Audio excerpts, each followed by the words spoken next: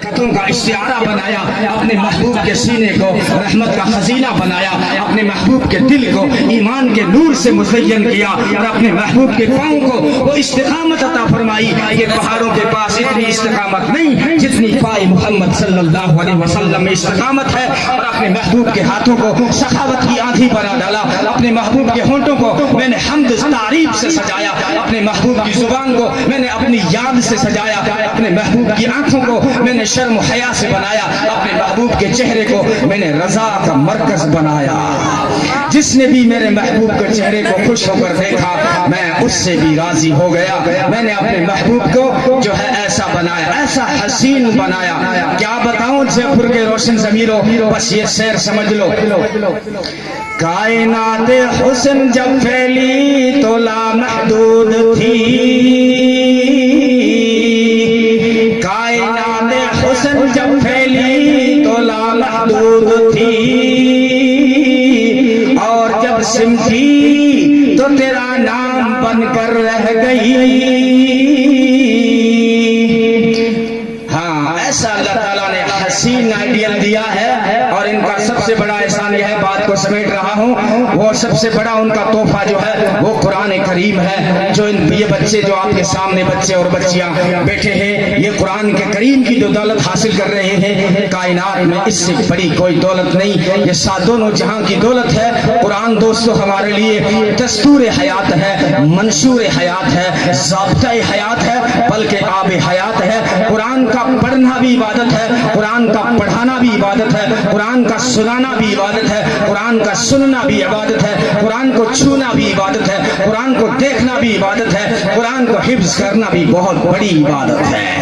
حدیث میں نبی پاک صلی اللہ علیہ وسلم نے فرمایا، کل قیامت کے دن حافظ قرآن ایسی شان سے چلے گا، لوگ پوچھیں گے کس امت کا نبی آ رہا ہے، آواز آئے گی یہ کسی امت کا نبی نہیں بلکہ آخری امت کا حافظ قرآن آ رہا ہے۔ سر پہ تاج سجا کر جب چلے گا، اور اس کے ماں باپ کو بھی تاج پہنایا جائے گا جس کی روشنی سورج کی روشنی سے زیادہ ہوگی، اور ان بچوں کو کیا ملے گا؟ نبی نے فرمایا بچے جب علم حاصل کرنے کے لیے اپنے گھر سے نکلتے ہیں، ایک ایک قدم کے بدلے میں، ایک ایک حرف سیکھنے کے بدلے میں اللہ تعالیٰ پوری 1 سال کی عبادت کا ثواب لکھ دیتے ہیں۔ 1 سال کی عبادت، صرف بچے نے با سیکھا 1 سال کی عبادت لکھی گئی، تا سیکھا 1 سال کی عبادت، اور نبی نے آگے فرمایا ایک ایک حرف کے بدلے میں، ایک ایک قدم اٹھانے کے بدلے میں اللہ ان کے لیے جنت میں پورا شہر سجا دیتا ہے۔ صرف گھر نہیں کہہ رہا ہوں، گھر تو اس کے لیے بنتا ہے، من بنا للہ مسجدا بنا اللہ لہ بیتا فی الجنہ، کہ جو مسجد اللہ کے لیے بنائے اس کے لیے جنت میں گھر بن جاتا ہے۔ لیکن ان پڑھنے والے بچوں کے لیے نبی نے فرمایا یہ علم حاصل کرتے ہوئے ایک حرف سیکھتے ہیں یا ایک قدم اٹھاتے ہیں تو اس قدم اٹھانے کے بدلے میں جنت میں پورا شہر سجایا جاتا ہے۔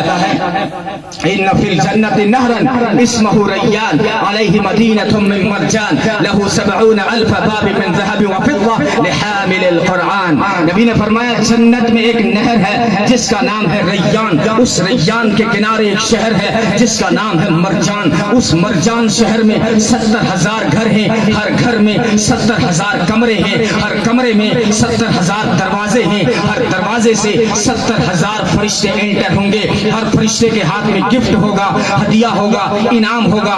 کس کو دیا جائے گا؟ لحامل القرآن، قرآن پڑھنے پڑھانے والوں کو دیا جائے گا۔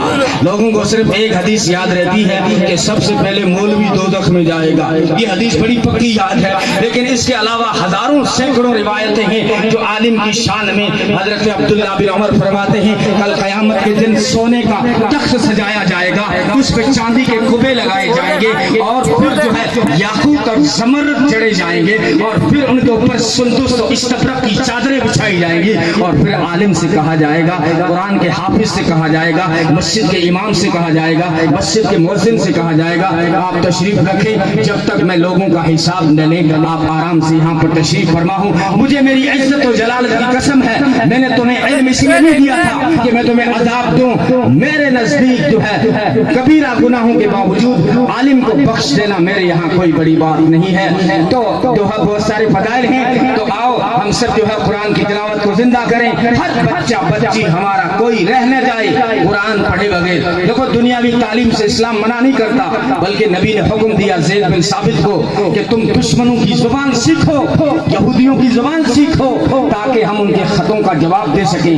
وہ خط کا زمانہ تھا, آج فیس بک کا زمانہ ہے, واٹس ایپ کا زمانہ ہے, ٹویٹر کا زمانہ ہے. نبی کا حکم موجود ہے دشمنوں کی زبانیں سیکھو تاکہ ہم دشمنوں کو جواب دے سکیں. ہمیں انگلش بھی پڑھنی ہے, ہمیں سیاستدان بھی بننا ہے, ہمیں سائنسدان بھی بننا ہے, ہمیں ڈاکٹر بھی بننا ہے, ہمیں انجینئر بھی بننا ہے. لیکن یاد رکھو سب سے پہلے ہمیں اچھا انسان بھی بننا ہے, اچھا مسلمان بھی بننا ہے. اس لیے دینی تعلیم حاصل کرنی ہے. قرآن کو زندہ کرو. نبی نے فرمایا جس گھر میں قرآن کی تلاوت نہیں ہوتی وہ گھر ویران ہے, قبرستان ہے, اس میں سب مردے پڑے ہوئے ہیں, وہاں کوئی زندہ رہتا ہی نہیں ہے. اگر کوئی وہاں زندہ ہوتا تو قرآن کی آواز آ جاتی. دیکھو مسلمانوں کے محلے میں چلے جاؤ, ٹڑو ٹڑو کی آواز تو آ جائے گی, لیکن قرآن پڑھنے والے قبروں میں چلے گئے. کیا وہ زمانہ تھا کہ جو ہے صبح کے وقت مسلمانوں کے محلے میں چلے جاتے تو قرآن کی پھن پھناہٹ کی آواز آتی تھی؟ آج قرآن ہم نے جو ہے بند کر کے رکھ لیا ہے. تو نبی نے فرمایا وہ مردے ہیں جس گھر میں قرآن نہیں پڑھا جاتا وہ زندہ نہیں ہے. ارے مردے کو تو رشتہ دار بھی دفنا دیتا ہے, مردے کو تو رشتہ دار بھی دفنا دیتا ہے. کیوں شکایت کرتا ہے یوگی مودی کی یہ سازشیں کرتے ہیں؟ ارے تیرے پاس جب اللہ کا سب سے بڑا ذکر نہیں ہے تو تو مردہ ہے. مردے کو رشتہ دار بھی دفنائے تو تعجب نہیں ہونا چاہیے. قرآن عزت اسی وقت ملے گی دوستو جب ہم قرآن سے اپنا رشتہ جوڑ لیں گے. قرآن سے جب رشتہ جوڑیں گے, خدا کی قسم اقبال نے سچ کہا تھا وہ معزز تھے زمانے میں مسلمان ہو کر اور تم ذلیل و خوار ہوئے قرآن کو چھوڑ کر. آؤ ہم قرآن سے دوستی کریں, قرآن سے تعلق بنائیں, قرآن سے رشتہ جوڑیں. جس نے بھی قرآن سے رشتہ جوڑا اس نے عزت پالی. قرآن جس دل پہ آیا وہ دل سارے اعضاء کا سردار بن گیا. قرآن جس نبی پر آیا وہ نبی سارے نبیوں کا سردار بن گیا. قرآن جس مہینے میں آیا وہ مہینہ سارے مہینوں کا سردار بن گیا. قرآن جس رات میں آیا وہ رات ساری راتوں کی سردار بن گئی. مولوی صاحب شب برات کو عزت کیوں ملی ہے؟ ارے شب برات کو عزت اسی لیے ملی ہے کہ اس رات میں اللہ نے قرآن اتارنے کا فیصلہ کیا تھا. یہ فیصلے کی رات ہے. تو جس نے بھی رشتہ قرآن سے جوڑا, کپڑے نے رشتہ جوڑا, جزدان قرآن کا بنا, لوگ اس کو آنکھوں سے لگاتے ہیں, لوگ اس کو سینے سے لگاتے ہیں, لوگ اس کو بوسے دیتے ہیں. ارے کپڑے کو عزت کیوں ملی, جزدان کو عزت کیوں ملی؟ اس لیے ملی کہ اس کپڑے نے اپنا رشتہ قرآن سے جوڑ لیا. ارے وہ لکڑی جس کو لوگ چولہے میں ڈالتے ہیں, لیکن وہ لکڑی جب قرآن کی رحل بن گئی, قرآن کی رحل بن گئی اور جو ہے اس نے اپنا رشتہ جب قرآن سے جوڑا تو اس کو بھی عزت مل گئی. ارے کپڑے کو عزت مل سکتی ہے, لکڑی کو عزت مل سکتی ہے, کاغذ کو عزت مل سکتی ہے, وہ کٹا جو فری میں ملتا ہے, لیکن جب قرآن کی جلد بنا تو قرآن بولا اس کے پکش میں لا یمسہ الا المطہرون. اب تم ناپاک ہاتھوں سے اس کٹے کو چھو نہیں سکتے, اس کو ہاتھ نہیں لگا سکتے. ارے کٹے کو عزت کیوں ملی, لکڑی کو عزت کیوں ملی, کپڑے کو عزت کیوں ملی؟ اسی لیے ملی کہ ان ساری چیزوں نے اپنا رشتہ قرآن سے جوڑ لیا. آؤ مسلمانوں آج ارادہ کرتے ہیں کہ ہم سب اپنا رشتہ قرآن سے جوڑیں گے, پھر عزت بھی ملے گی. اللہ تعالیٰ عمل کی توفیق عطا فرمائے.